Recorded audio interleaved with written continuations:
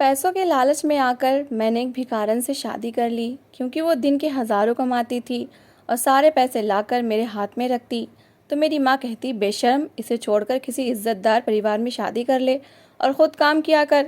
तो ये सुनकर मेरी पत्नी मेरी माँ को गालियाँ देने लगती और उसके बाल नोचने लगती। मैं खड़ा तमाशा देखता और माँ से कहता, तुम क्यों ऐसी बातें करती हो। तो एक दिन माँ दूसरे भाई के पास चली गई। रात को भिखारन घर आई तो मेरे होश उड़ गए, क्योंकि मेरे साथ, ये लो पैसे, पूरे 10,000 रुपये हैं, गिन लो। मेरी पत्नी ने पैसों का लिफाफा मेरे हाथ में पकड़ाते हुए कहा। उसके चेहरे पर खुशी दमक रही थी। मैंने मुस्कुराकर उसकी ओर देखा और उसके हाथ से पैसे पकड़कर गिनने लगा, जबकि मेरी माँ घृणा भरी नज़रों से ये दृश्य देख रही थी। बेशरम, अपनी पत्नी के पैसे कितने गर्व से गिन रहा है। पता नहीं कैसे कमा कर लाई है। कितनी बार कहा है इसे डाइवोर्स देकर किसी इज्जतदार परिवार में शादी कर लो, खुद काम किया करो, इसी में मर्द की इज्जत होती है। मगर तुम हो कि मेरी बात ही नहीं सुनते। मुझे पैसे गिनते देखकर माँ से रहा ना गया। उन्हें गुस्से से मुझे बातें सुनाई। इससे पहले कि मैं उनकी बात का कोई जवाब देता, मेरी पत्नी का चेहरा गुस्से से लाल हो गया और उसने मेरी माँ को गालियाँ देना शुरू कर दी। मनहूस औरत, साली बुढ़िया, सठिया गई है क्या? क्यों मेरे हंसते खेलते घर के पीछे पड़ी हुई है? क्यों अपने बेटे का घर उजाड़ना चाहती है? बेशर्म औरत, डायन है तू, डायन, जो अपनी संतान की खुशियों के पीछे पड़ी हुई है। उसका हंसता बसा हुआ घर नहीं देख सकती। मेरी पत्नी ने जब मुंह खोला तो फिर बोलती ही चली गई, जबकि मैं ना ही तो माँ को चुप करवा पाया और ना ही कभी मैं अपनी पत्नी को चुप करवा सका था। मेरी माँ ने भी जवाब देना शुरू कर दिया तो मेरी पत्नी ने जाकर माँ के बाल नोचने शुरू कर दिए और माँ को बुरी तरह से मारने लगी। माँ बूढ़ी थी, कमज़ोर थी, अपना बचाव नहीं कर सकती थी और इसी बात का मेरी पत्नी फ़ायदा उठाया करती थी। मैं चुपचाप वहाँ खड़ा ये तमाशा देखता रहा। मेरी पत्नी ने माँ को छोड़ा और कमरे के अंदर चली गई। जब मैंने माँ से कहा, माँ क्या करती हो? जब पता है कि वो गुस्सा कर जाती है और लड़ती है तो उसे ना छेड़ा करो, जैसा चल रहा है वैसे चलने दो। मैंने नरमी से माँ को कहा था। कुछ भी था, वो मेरी माँ थी, मैं उसे दुख में नहीं देख सकता था। तभी माँ ने रोते हुए मुझे कहा, निकल जा निर्लज्ज, अगर तुझ में लज्जा होती तो तेरी पत्नी में इतनी हिम्मत न होती कि वो इस तरह तेरी माँ को मार कर जाती। अपनी शक्ल मेरी नज़रों के सामने से दूर कर दे। माँ ने इतना कहा था और मुंह मोड़ लिया, जबकि मैं चुपचाप सर झुकाकर अपनी पत्नी के पास चला गया। कुछ भी था, अपनी पत्नी के सामने कोई बात करने की मेरी हिम्मत नहीं थी। वो रोज़ हज़ारों रुपए लाकर मेरे सामने रखा करती थी और मैं खुश था, इसीलिए तो मैंने उससे शादी की थी। मेरी पत्नी भिखारन थी। एक बार मैं शहर में नौकरी ढूंढते हुए दिन भर के धक्के खाने के बाद वापस आ रहा था। मैं बेरोज़गार था, रोज़ शहर जाया करता था, मगर मुझे कहीं नौकरी नहीं मिल रही थी। उस दिन भी निराश होकर मैं वापस आ रहा था। सोच रहा था कि अब दोबारा शहर नहीं जाऊंगा, जब एक भिखारन से मेरी टक्कर हो गई। वो देखने में अच्छी खासी सुंदर थी, मगर चेहरे पर लगे हुए धूल मिट्टी के कारण गंदी लग रही थी। मुझे देखकर कहने लगी, बाबू तू परेशान नज़र आता है, क्या बात है? क्या मैं तेरी कुछ मदद कर सकती हूँ? मैंने हैरत से उसकी ओर देखा। वो खुद भिखारन थी, मांग कर गुजारा किया करती थी। ना जाने पीछे कितना बड़ा परिवार था। वो मेरी क्या मदद कर सकती थी? मेरी मदद करना तेरे बस की बात नहीं है, हमारे रास्ते अलग हैं। मैं पहले ही बहुत परेशान हूँ, मुझे और परेशान ना कर। ये कहते हुए मैं मुंह मोड़ कर बैठ गया। जब वो एक बार फिर से मेरे सामने आ गई, अपनी परेशानी मुझे बताओ तो सही, मैं तुम्हारी हर संभव मदद कर सकती हूँ। वो पूरे विश्वास भरे स्वर में बोल रही थी। मैंने उसकी ओर देखा। मुझे उस समय 20,000 रुपये की ज़रूरत थी, क्योंकि मेरे पास नौकरी नहीं थी और जमा पूंजी भी सारी नौकरी ढूंढने के चक्कर में ख़त्म हो गई थी। अब बता, 20,000 हैं तेरे पास, मुझे दे सकती है? मैं उसकी आंखों में देखकर कहा। वो हल्का सा मुस्कुरा दी। मुझे लगा था वो बिना कोई बात किए चली जाएगी और ऐसा ही हुआ था। वो बिना मेरे ऊपर दूसरी नज़र डाले बगैर बात किए उठकर चली गई। मैंने सर झटका, पता नहीं कहाँ से आ जाती हैं। बड़ी आई थी मेरी मदद करने वाली, खुद को खाने के लाले पड़े हुए हैं और मेरी मदद करने चली है। मैं उस समय बहुत निराश था। न जाने मुझे किस बात का गुस्सा आया हुआ था जो मैंने उसे डांट कर भगा दिया था। मगर ये देखकर मेरे आश्चर्य की सीमा न रही कि थोड़ी देर बाद वही भिखारन मुझे अपनी ओर आती हुई दिखाई दी। उसके हाथ में एक पोटली पकड़ रखी थी। उसने हाथ में एक पोटली पकड़ रखी थी। मेरे सामने आते ही वो पोटली मेरे हाथ में पकड़ा दी। ये लो बाबू, तेरी किस्मत अच्छी है कि मेरे पास इस समय रुपए हैं, वरना इतने पैसे घर पर पड़े नहीं होते। आज पड़े हुए थे। ये ले 20,000 रुपये, गिन ले, 1 रुपया भी कम नहीं है। उसने पोटली काफ़ी विश्वास से मेरे हाथ में पकड़ा दी तो मैंने हैरत से उसकी ओर देखा। एक भिखारन होकर उसके पास इतने पैसे कहाँ से आए? मैं सोच में पड़ गया। वो पूरे 20,000 रुपये ही थे। तुम्हारे पास इतने पैसे कहाँ से आए? और क्या तुम मुझे जानती हो? बिना जान पहचान के इतने पैसे क्यों पकड़ा दिए हैं? मेरी बात सुनकर उस भिखारन ने मेरी आंखों में देखते हुए कहा, मेरे पास इससे भी ज़्यादा पैसे होते हैं और जान पहचान भी हो ही जाएगी। मैं सबको ऐसे पैसे नहीं देती, मगर शक्ल से देखने में तुम मुझे इतने अच्छे लगे कि मेरा दिल किया कि मैं तेरी मदद करूं। उसके बाद वो चलकर मेरे करीब आई और मैं ठिठक गया। मुझे तू अच्छा लगा है बाबू, क्या तुम मुझसे शादी करोगे? उसकी बात सुनकर तो मेरे पैरों के नीचे से ज़मीन निकल गई थी। ये औरत क्या कहना चाह रही थी? वो मुझसे शादी करने वाली थी। एक भिखारन से मैं कैसे शादी कर सकता था? मैंने उसे दुत्कार दिया और 20,000 वाली पोटली भी उसके हाथ पर रख दी। मैं तुमसे कभी शादी नहीं करूँगा। पता नहीं कौन हो, कहाँ से आई हो। एक भिखारन से मैं कैसे शादी कर सकता हूँ? बिरादरी में मेरी इज्जत है, एक नाम है। मेरी बात सुनकर वो हंसने लगी और कहने लगी कि बिरादरी की बात करते हो, वही बिरादरी के जब तुम परेशान हो और कोई तुम्हें 20,000 रुपये देने के लिए तैयार नहीं, जबकि मैं तुम्हारी परेशानी देखकर ही बिना सोचे समझे तुम्हारे हाथ पर 20,000 रख चुकी हूँ। सोच समझकर फैसला करना, मुझे कोई जल्दी नहीं। जब भी मुझसे शादी के लिए दिल बने तो इसी जगह पर आ जाना, मैं यहीं रहती हूँ, आती जाती देखती रहूँगी। जिस दिन तुम नजर आए फौरन तुम्हारे पास चली आऊँगी। ये कहकर वो भिखारन एक बार फिर उसी ओर चली गई जहाँ से पैसे लेकर आई थी। मैं वो 20,000 की पोटली हाथ में पकड़े घर आ गया। रात भर मैं उसकी बात पर सोचता रहा। दिल करता था इनकार कर दूं, पर 20,000 की पूंजी मेरे आंखों के सामने आ जाती। अगर मैं उससे शादी कर लेता तो ना जाने वो मुझे कितने और रुपए देती। मैं शुरू से ही एक शॉर्टकट ढूंढा करता था जिससे मुझे मेहनत ना करनी पड़े और मेरे पास अच्छे खासे पैसे भी आ जाएं। ये भिखारन नहीं बल्कि वो दरवाज़ा थी जो मेरी इच्छा पूरी कर सकती थी। रात भर सोचने के बाद अगले दिन मैंने उस भिखारन को जाकर हाँ में जवाब दे दिया। मेरी बात सुनकर वो मुस्कुराने लगी और कहने लगी, बड़ी जल्दी और बड़ा अच्छा फैसला किया है तुमने। मैंने एक जाने वाले को पकड़ा और पास के मंदिर में जाकर उससे विवाह किया और उसे लेकर अपने घर आ गया। माँ ने मेरे साथ एक भिखारन को देखा तो जल्दी से किचन की ओर चली गई ताकि उसके लिए खाना ला सकें। खाना लाकर माँ मुझे पकड़ाने लगी तो मैं हंसने लगा और कहने लगा, क्या करती हो माँ, ये तुम्हारी बहू है, स्वागत करो नई बहू का। मेरी माँ ने हैरत से मेरी ओर देखा और बोली, ये तुम क्या कह रहे हो बेटा, ये मेरी बहू कैसे हो सकती है? मैंने कहा, माँ मैंने शादी की है और आज से ये तेरी बहू है। मेरी माँ के चेहरे पर मेरी बात सुनकर गुस्सा आ गया।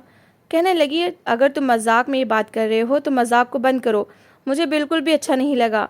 मैंने कहा, मैं कोई मजाक नहीं कर रहा, बल्कि मैंने सच में शादी कर ली है। आज ही हमने मंदिर में विवाह किया है। मेरी बात सुनकर माँ मुझे गुस्से से गालियाँ देने लगी और कहने लगी, बेशरम, माँ से ड्रामा करता है, तू एक भिखारन से कैसे शादी कर सकता है? ये तो मैंने सोचा भी नहीं था, इंसानों की तरह कोई कामकाज करता।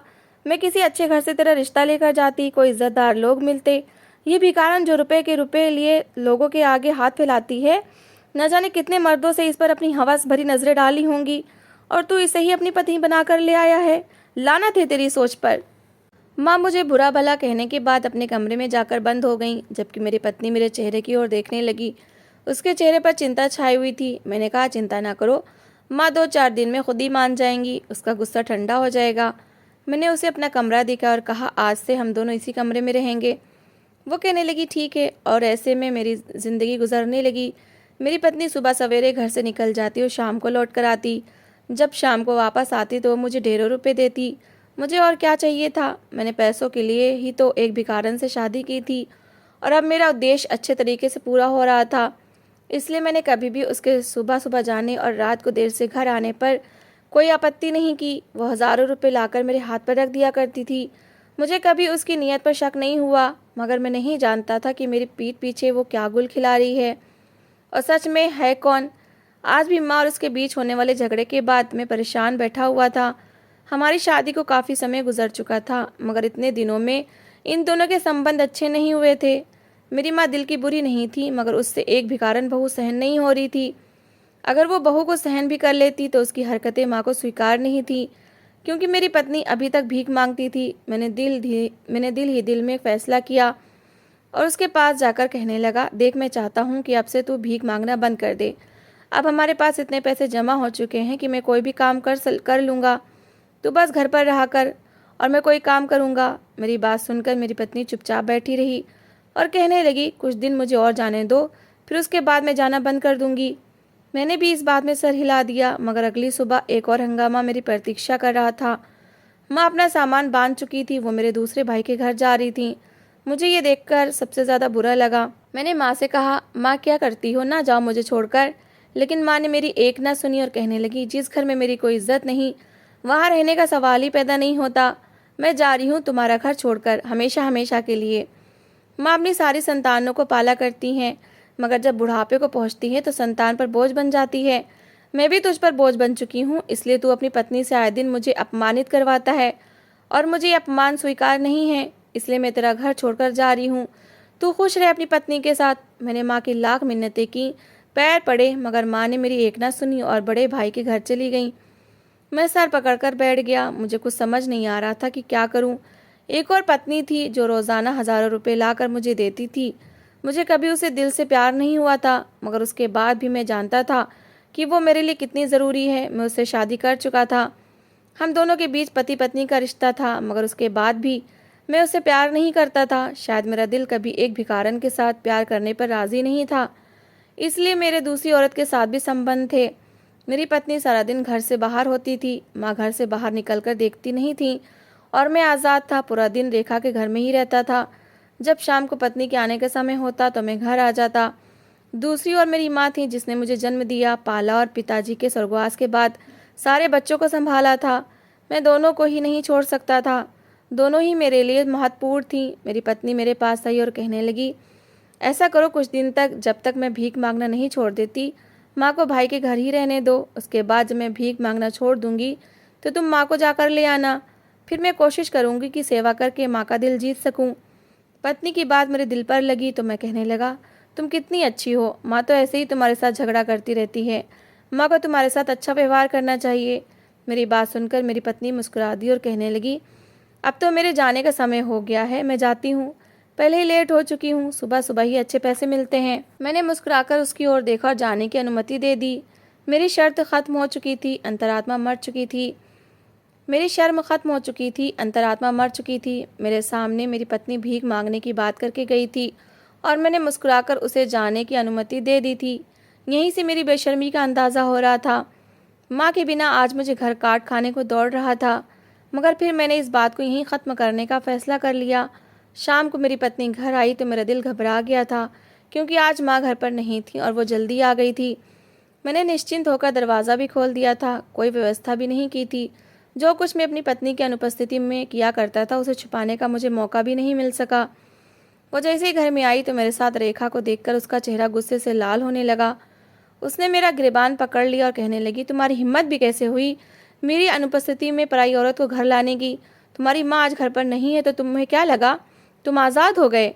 मैं ही पागल थी जो तुम्हारी चिंता में परेशान होते हुए इतनी जल्दी घर आ गई थी। रेखा मेरे पास ही थी, उसने आकर मेरा हाथ पकड़ लिया और पीछे से मेरी कमर से लिपट गई और कहने लगी, मैं और कार्तिक एक दूसरे से प्यार करते हैं। कार्तिक ने पैसों के लिए तुमसे शादी की थी। कार्तिक की ज़िंदगी से निकल जाओ, दफ़ा हो जाओ। मैं कार्तिक से शादी करना चाहती हूँ और हम दोनों बहुत खुश भी रहेंगे। इससे पहले कि मैं मामला संभालता वो मेरी पत्नी को सब बता चुकी थी। उसकी बात सुनकर मेरी पत्नी की आंखों में आंसू आ गए और कहने लगी, मैंने तुम्हारे लिए क्या कुछ नहीं किया, पैसे कमाए, हर एक इंसान के सामने हाथ फैलाया और सारी कमाई लाकर तुम्हारे हाथ पर रख दी। कितना प्यार किया तुमसे, मगर तुमने मेरे प्यार का ये फल दिया, मेरे साथ विश्वासघात किया। उसकी आंखों से आंसू बहते जा रहे थे और वो बहुत दुखी नज़रों से मेरी ओर देख रही थी। पहली बार मेरे दिल में उसके लिए प्यार जागा था और वो मुझे अपने लिए रुपए कमाने वाली मशीन से बढ़कर भी कुछ लगी थी। मैंने उसके दोनों हाथ पकड़ लिए और कहने लगा, शारदा ऐसी कोई बात नहीं है, मैं तुमसे प्यार करता हूँ, इसलिए ही तुमसे शादी की। रेखा तो माँ से मिलने आई थी और अब तुम्हें घर में आते देखकर उसने झूठी कहानी गढ़ ली है। मेरी पत्नी ने मेरे दोनों हाथ झटक दिए और अपने हाथों से आंसू साफ करते हुए कहने लगी, खबरदार मुझसे झूठ बोला तो। मुझे माँ ने भी कितनी ही बार होशियार किया था कि तुम्हारे बाहर लड़कियों के साथ संबंध है, मगर मैंने उनकी बात नहीं सुनी। मैंने तुम्हारी माँ से भी कहा कि भले ही कार्तिक ने मुझसे पैसों के लिए शादी की है, मगर वो मुझसे प्यार करता है। मैं तुम्हारी साइड लेती रही, जबकि तुम्हारी माँ ही तुम्हारे खिलाफ किया करती थी। तुम्हें क्या लगता है मेरे और माँ के बीच कितने ही झगड़े थे? उन्हें मेरे भीख मांगने पर आपत्ति थी, मगर हम दोनों में कभी भी दुश्मनी नहीं रही। हम ढेरों बातें किया करते थे। जब तुम घर से गायब होते तब भी मैं दिन में घर के एक दो चक्कर लगाया करती थी। मैं तो तुम्हारे प्यार में मजबूर होकर आती थी, मगर एक दिन भी तुम मुझे घर पर नहीं मिले। माँ मुझसे कहती थी कि तुम्हें सीधे रास्ते पर ले आऊँ, समझाऊँ, मगर मैं उनकी बात पर विश्वास करती तो ही तुम्हें समझाती। उस दिन की लड़ाई भी हम दोनों की योजना का ही हिस्सा थी। माँ ने ही तुम्हारा सच सामने लाने के लिए मेरे साथ झूठ मूठ की लड़ाई की थी और भाई के घर गई थी। माँ मेरे साथ ही आने वाली थी, मगर रास्ते में उन्हें एक और रिश्तेदार मिल गया। अभी कुछ ही देर में आती होंगी और वही तुम्हें तुम्हारी असलियत बताएंगी।